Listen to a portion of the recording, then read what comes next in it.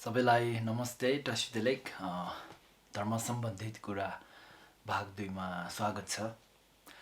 र आज यस भिडियोमा म भगवान गौतम बुद्धका महत्त्वपूर्ण दिन अथवा बुद्धका उत्सव दिनहरूको बारेमा भन्ने प्रयास गर्नेछु।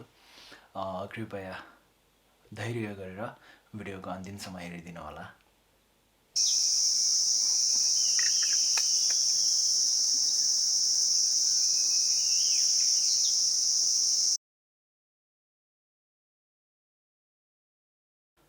भगवान गौतम बुद्धको बारे छोटकरीमा भन्नुपर्दा उहाँले प्रथममा संसारको सबै प्राणीहरू दुःख कष्टले भरिएको र त्यो दुःख कष्टबाट मुक्ति दिलाउन उहाँले प्रथममा बोधिचित्त हासिल गर्नुभयो। त्यसपछि 3 महाकल्पसम्म पुण्य कमाए र अन्तिममा घोर तपस्यापछि बोधगयामा उहाँले बुद्धत्व प्राप्त गर्नुभयो। र बुद्धत्व प्राप्त गरिसकेपछि उहाँले 7 हप्तासम्म ध्यानमै बस्नुभयो। एक शब्द पनि नबोली ध्यानमै बस्नुभयो र मात्र 7 हप्तापछि चाहिँ उहाँले पहिलो धर्मचक्र प्रबोधन गर्नुभयो अथवा उहाँले पहिलो पटक धर्मको विषयमा प्रवचन दिनुभएको पनि हो। र आज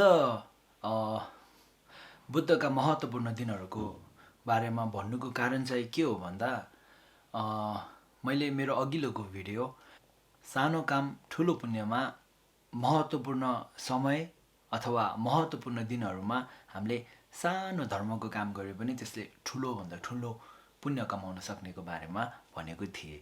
र त्यसै कारण आज यस भिडियोमा र त्यो महत्त्वपूर्ण दिनहरू बुद्धका त्यो महत्त्वपूर्ण दिनहरू के हुन् भनेर भन्ने छु।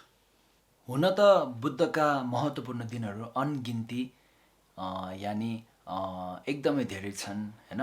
तर बुद्धका खास 8वटा महत्त्वपूर्ण दिनहरू के हुन् भन्दा बुद्धले आमाको गर्भमा प्रवेश गरेको दिन, बुद्ध जन्मेको दिन, बुद्ध भिक्षु बनेको दिन, बुद्धले बुद्धत्व प्राप्त गरेको दिन, धर्मचक्र प्रबोधन गरेको दिन, तुसित स्वर्गबाट आएको दिन, महान चमत्कारको उत्सव र अन्तमा निर्वाणमा प्रवेश गरेको दिन।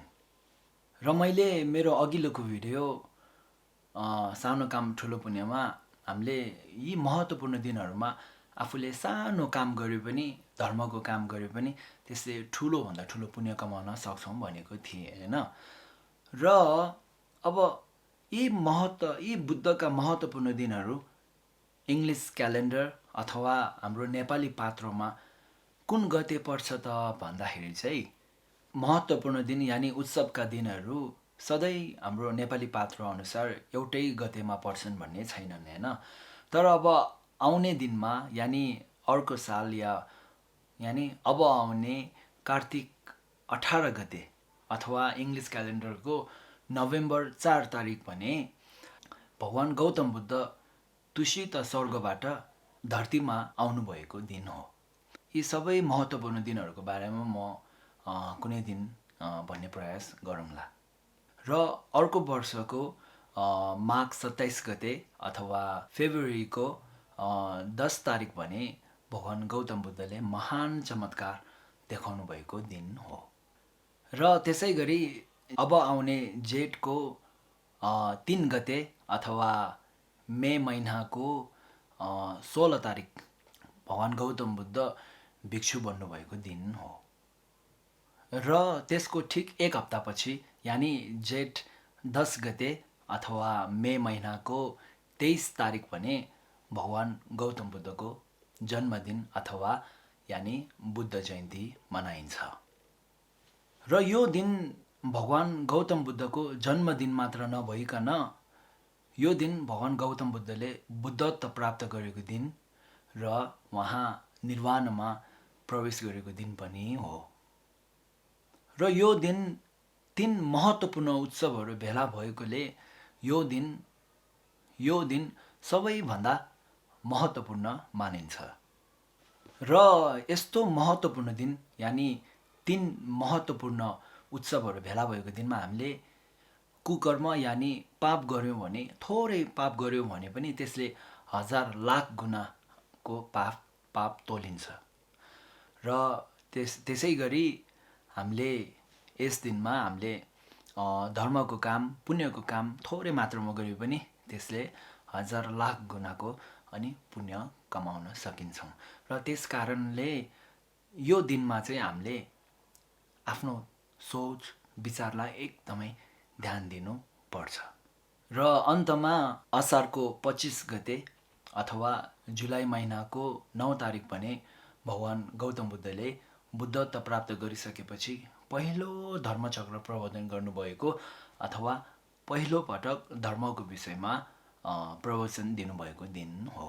र अर्को महत्त्वपूर्ण कुरा के छ भन्दा चाहिँ अब यी महत्त्वपूर्ण यी उत्सवका दिनहरूमा हामीले धर्म होस् या पाप होस् थोरै मात्रामा गर्दा पनि त्यसलाई 1000 लाख गुणामा तोलिन्छ भन्नुको कारण के हो भन्दा उदाहरण एउटा सानो मनबत्ती अथवा दियो बाल्यो भने त्यसले दिनको उज्यालीमा केही फरक पर्दैन हैन, तर रातको अँध्यारो अथवा एकदमै अँध्यारो भएको ठाउँमा त्यो सानोभन्दा सानो दियो बालेमा पनि त्यसले धेरैभन्दा धेरै ठुलो उज्यालो दिन सक्छन् हैन र त्यसै गरी अरू प्राणीहरू धेरै खुसी या समृद्ध अथवा सफल भएको बेलामा हामीले ठुलोभन्दा ठुलो सहयोग अथवा मद्दत गरेको भन्दा त्यो प्राणीहरू दुःख असफल भएको बेलामा हामीले सानो एउटा मद्दत यानि सहयोग गरेमा पनि त्यसले ठुलोभन्दा ठुलो फरक पर्नेछ।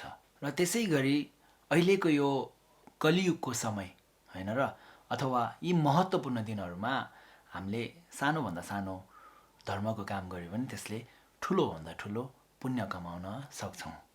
र यस भिडियोको अन्तिममा म के भन्न चाहन्छु भन्दा यी महत्त्वपूर्ण दिनहरूमा हामीले थोरै धर्म गरेर त्यसमै सन्तुष्ट यानि त्यतिमै खुसी नहुनु, धेरैभन्दा धेरै धर्म गर्ने प्रयास गरौँ।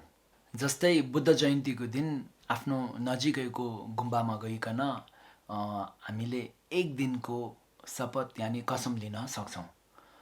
नभए सकेसम्म बिहानै उठेर हामीले अब आज बुद्ध जयन्तीको दिन म मास मासु खाँदिनँ, म रक्सी पिउँदिनँ, म अरूलाई नमिठो बोली बोल्दिनँ हैन, यस्तो कसम लिएमा त्यो सोचले गर्दाखेरि चाहिँ हामीले एउटा सानो काम गरे पनि त्यसले ठुलोभन्दा ठुलो पुण्य कमाउन सक्छौँ है।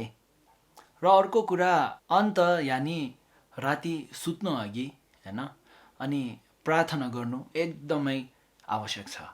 जस्तै भन्नुपर्दा हामीले एउटा खाली बोरामा मिठो मिठो आलु हैन यानि अब फलफुलहरू हालेर त्यो बोरालाई राम्ररी बाँधेनौँ भने त्यो बोरा ढलेर यानि त्यो भित्र भएको फलफुल मिठो मिठो आलुहरू खसेर बिग्रिन सक्छन् है। त्यस्तै गरी हामीले दिनभरि कमाएको त्यो पुण्यहरूलाई अन्तमा हामीले प्रार्थना गर्नु पनि त्यत्तिकै आवश्यक छ। र त्यसो भन्दै आजको यो भिडियो म यहीँ समाप्त गर्नेछु। आशा छ तपाईँहरूलाई राम्रो लाग्यो होला। र त्यसो भन्दै अर्को भिडियोमा भेट्नेछु।